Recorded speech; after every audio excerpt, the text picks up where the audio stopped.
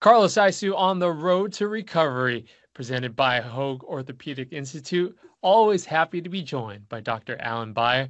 Dr. B, let's talk about one of our favorite subjects on the road to recovery, Shohei Ohtani. We just found out today that Ohtani will make his first spring training start, ironically against his old squad, the Angels, this Friday at designated hitter. Well, I think this might have been a little bit planned. You know, the schedule has been out ahead of time. It's not like they just found out they're playing the Angels. I think the irony of it does not go unnoticed. Well, what it's going to do is make the Angels mope a little bit, probably. But yeah, that's it. DH on Friday night against the Angels in spring training. Well, let's see what happens.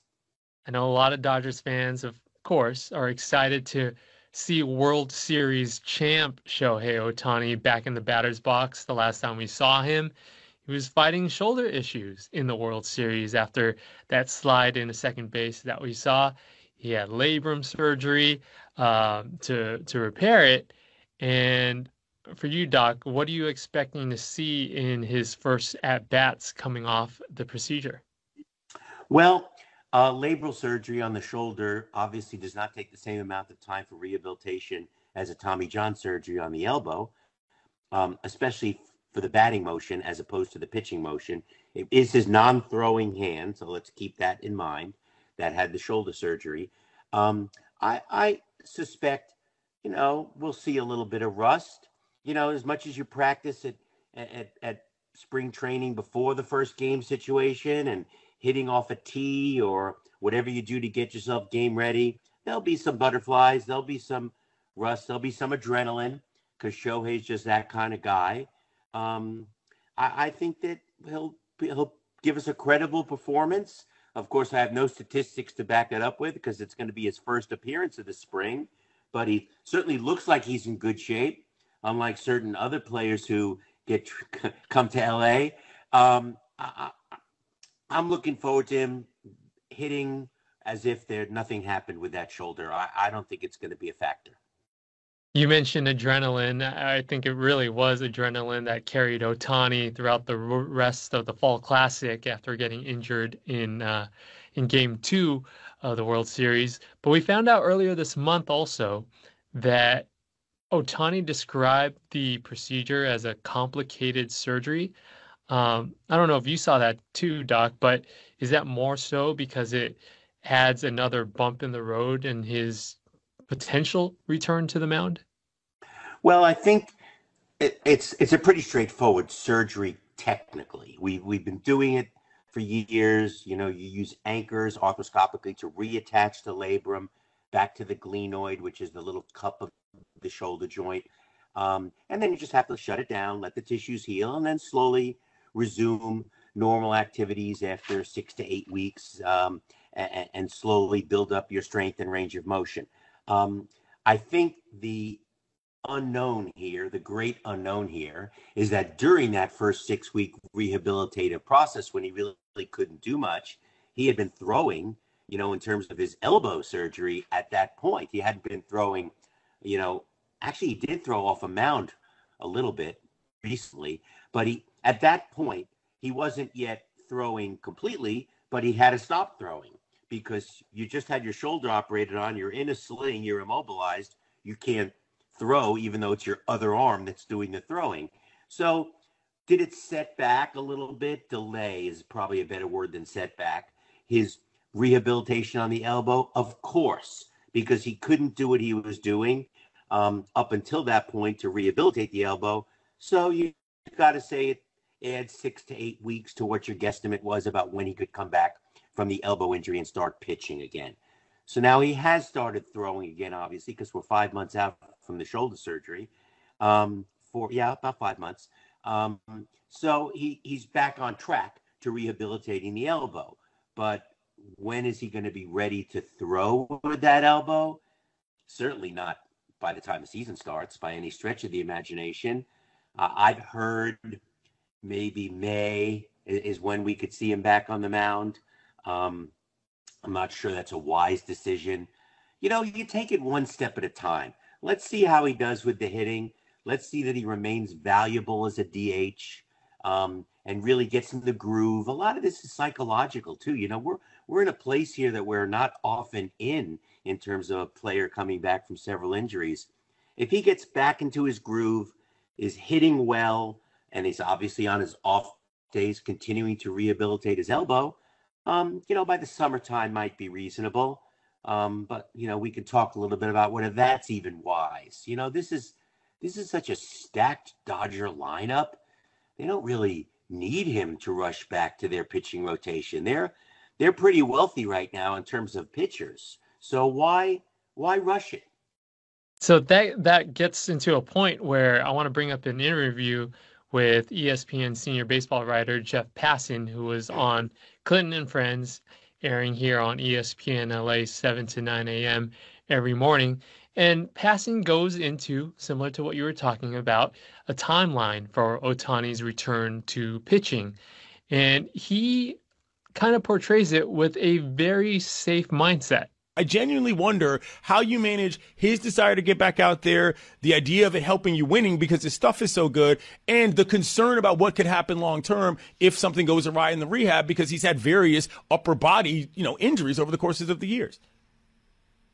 Clinton, if I'm the Los Angeles Dodgers, I want to see Shohei Ohtani pitch ... in October. And that really, I think, is the way that they're approaching this right now. I understand they open in Japan against the Chicago Cubs, and they're hoping to have him back in the lineup after shoulder surgery from that ill-fated dive into second base during the World Series. But getting him back on the mound, there's absolutely no rush at this point. This is a guy who has had 2 Tommy John surgeries within a 5-year span. That does not tend to portend well for the long-term health of his pitching arm. And so you're going to do everything you can, not to baby him necessarily, but to be judicious in the way that you approach it, because if you rush him back, it's the juice isn't worth the squeeze, man. The Dodgers are going to be in the playoffs. Catastrophic injuries could happen to this team, and they will still be a playoff team. But what you want for October is the best version of the team that you've got. And the best version of this team includes Shohei Ohtani on the mound. So there's no reason to get him back in April or May or hell, even June if you don't have to, because you want him there for the moments that count, for the moments that are going to get you gold. And that's October. So, Doc, after hearing Jeff Passan, one of the biggest insiders in baseball, what was your reaction to that? I couldn't agree more with the things that he said. This is a question of could he pitch by May or June versus should he pitch by May or June? And that's a very, very not so subtle difference, okay? Personally, I feel, we always say in baseball, what wins playoffs? It's pitching. You got to have the strongest pitching staff you can when the playoffs roll around in October.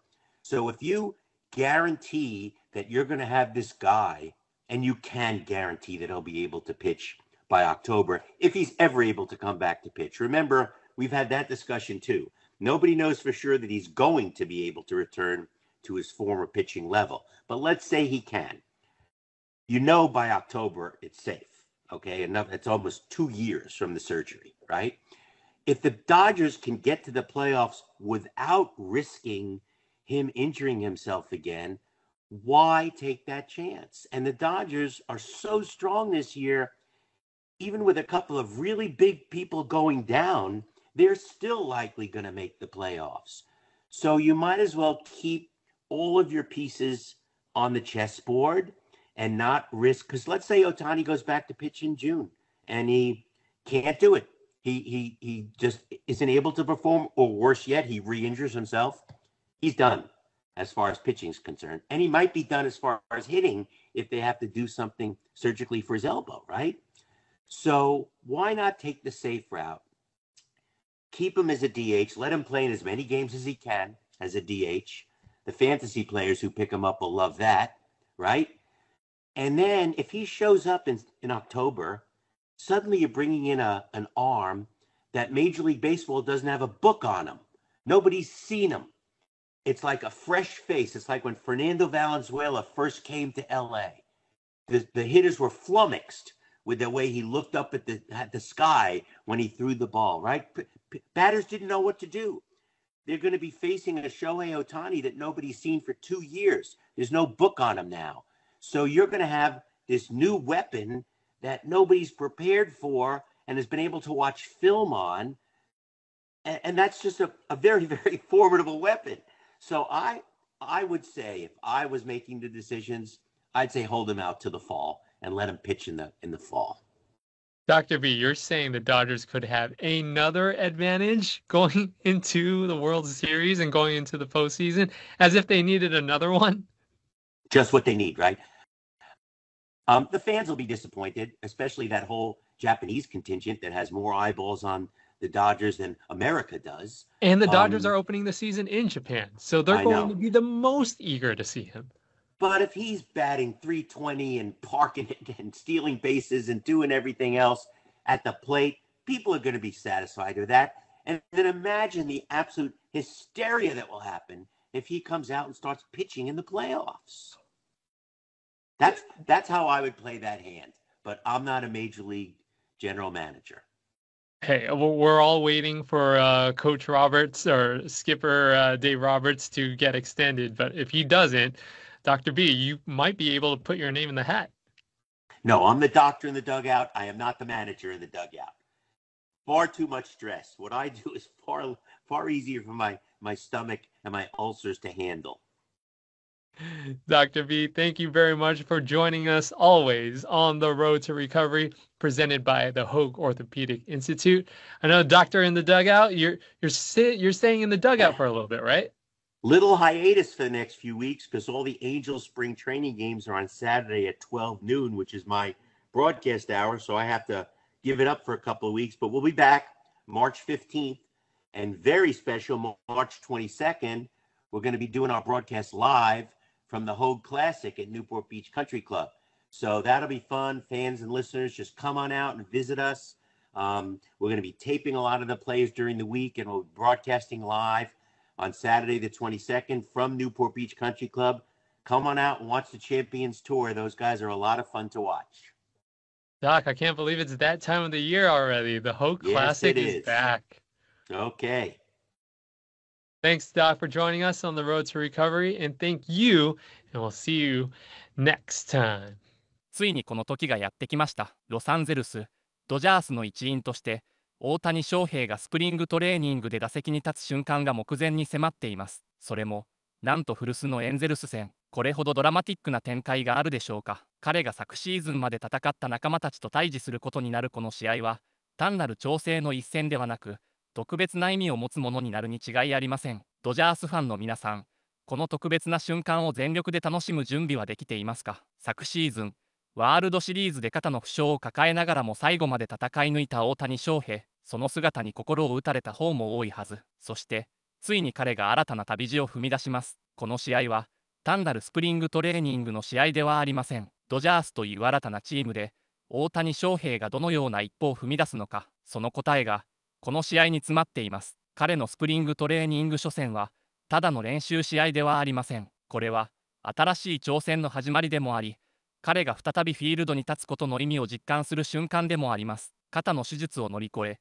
リハビリを重ねた彼がどのようなスイングを見せるのか、試合前のバッティング練習での調整、打席での立ち振る舞い、一球一球にどんな思いを込めるのか、ファンの目はその全てに注がれています。彼の目の前に立ちはだかるのは、かつてのチームメイトたち、エンゼルスの選手たちもまた、彼の姿を目の当たりにしてどのような思いを抱くのでしょうか。今シーズンのドジャースは、これまで以上に強力なチームとなっています。ムーキー・ベッツ、フレディ、フリーマン、ウィル、スミスといった実績のある選手たちが並び、その中に大谷翔平が加わることで、打線の厚みはこれまでにないレベルに達しています。スプリングトレーニングとはいえ、この強力な打線がどのように機能するのか、ファンの期待は高まるばかりです。そして、大谷翔平が打席に立つたびに、その注目度はさらに増していくでしょう。もちろん、彼のピッチング復帰についても大きな話題となっています。専門家たちは、10月のポストシーズンまで無理に投げる必要はない、と慎重な姿勢を示しています。確かに、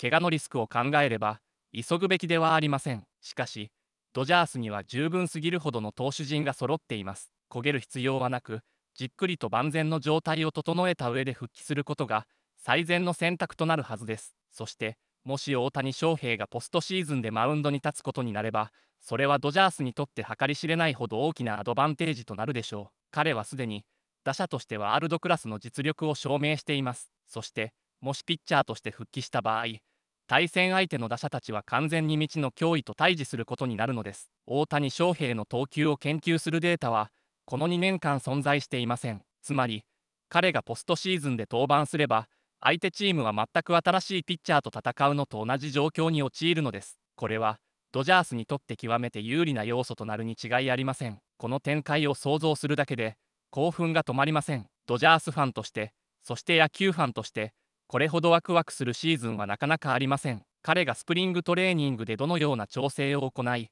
どのような形でチームに貢献していくのか、その全てを見守ることができるのは、私たちファンの特権です。そして、彼の一挙手一投足を見逃すことなく、全力で応援することこそが、今シーズンの最大の楽しみになるのではないでしょうか。シーズンが始まるにつれ、大谷翔平の動向はますます注目を集めることになるでしょう。彼のバッティング、走塁、そして復帰に向けた投球練習、その全てが野球界全体にとって重要な出来事となります。彼がドジャースのユニフォームを着てプレーする姿を目の当たりにする日が来たことを改めてかみしめたいと思います。ここで大事なお知らせがあります。これからもドジャースの最新情報、大谷翔平の活躍、そして試合の振り返りをどんどんお届けしていきます。まだチャンネル登録をしていない方は、今すぐ登録をお願いします。最新ニュースをいち早くキャッチし、試合のハイライトをリアルタイムで楽しむことができます。大谷翔平の活躍を見逃したくない方は、通知をオンにすることをお勧めします。今シーズンのドジャースは、